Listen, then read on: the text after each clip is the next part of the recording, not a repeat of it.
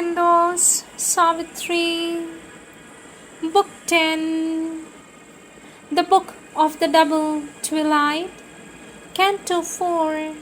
The Dream Twilight of the Earthly Real. Page 654. Immutable death's denial met her cry. However mighty, whatever thy secret name, uttered in hidden conclaves of the gods, thy heart's ephemeral passion cannot break the iron rampart of accomplished things with which the great gods fence their camp in space. Whoever thou art behind thy human mask, even if thou art the mother of the worlds, and beggest thy claim upon the realms of chance, the cosmic law is greater than thy will. Even God himself obeys the laws he made. The law abides and never can it change. The person is a bubble on time's sea, a forerunner of a greater truth to come, thy soul creator of its freer law, wanting a force behind on which it leans, a light above which none but thou hast seen, thou claimest the first fruits of truth's victory.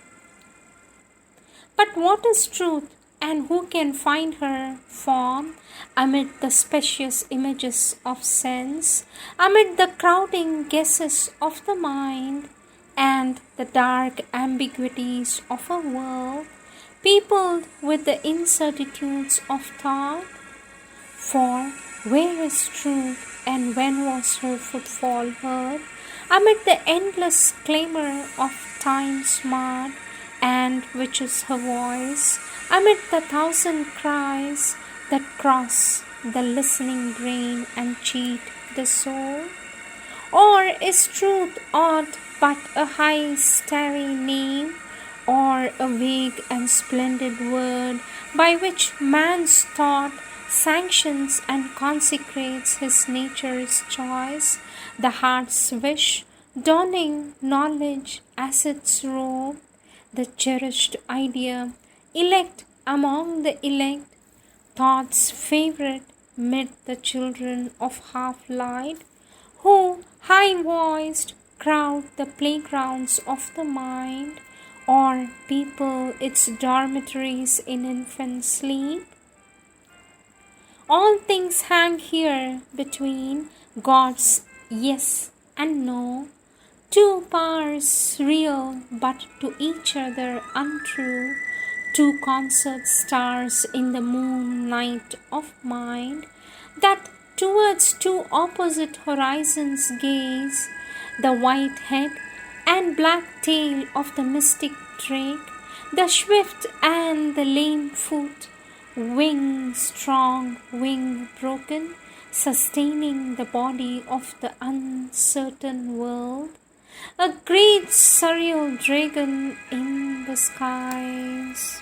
Too dangerously thy high, proud truth must live entangled in matter's mortal littleness. All in this world is true, yet all is false. Its thoughts into an eternal cipher run, its deeds swell to time's rounded zero sum.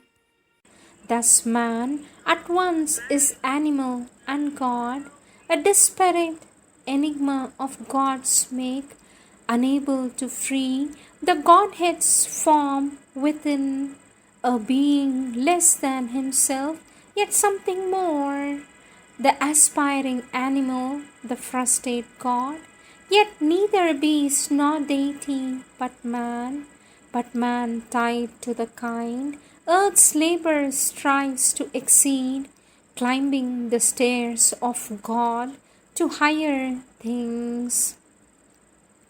Objects are seemings, and none knows their truth, Ideas are guesses of an ignorant God.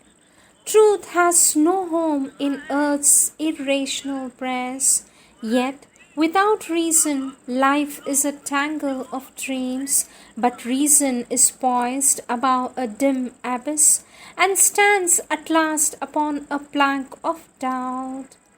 Eternal truth lives not with mortal men, or if she dwells within thy mortal heart, show me the body of the living truth, or draw for me the outline of her face, that I too may obey and worship her.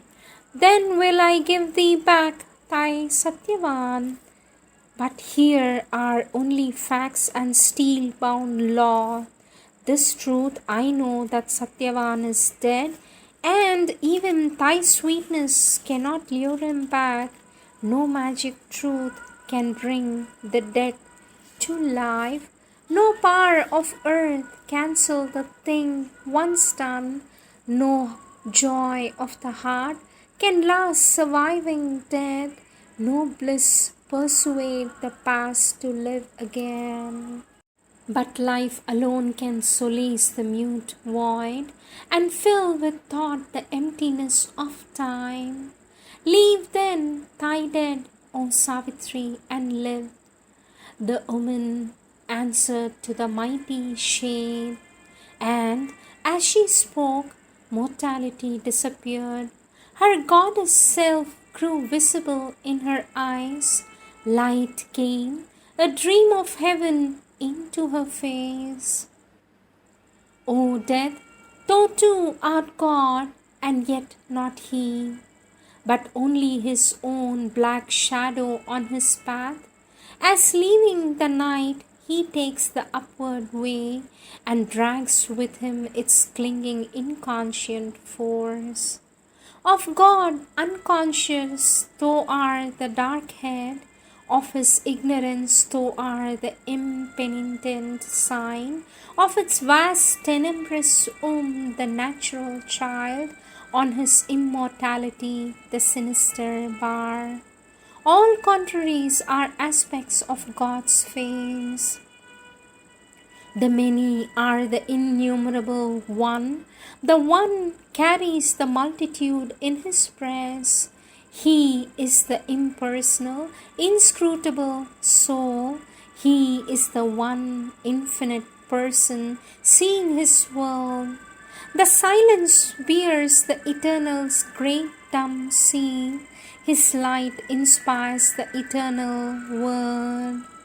He is the immobile's deep and depthless hush, its white and signless blank negating calm, yet stands the Creator's self, the Almighty Lord, and watches his will done by the forms of gods and the desire that goads half-conscious man and the reluctant and unseeing night.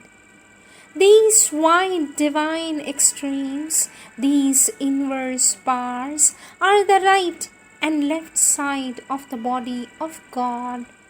Existence, balanced twixt two mighty arms, confronts the mind with unsolved abysms of thought. Darkness below, a fathomless light above, in light are joined, but sundered by severing mind, stand face to face, opposite, inseparable. Two contraries needed for his great world task, two poles whose currents wake the immense world force.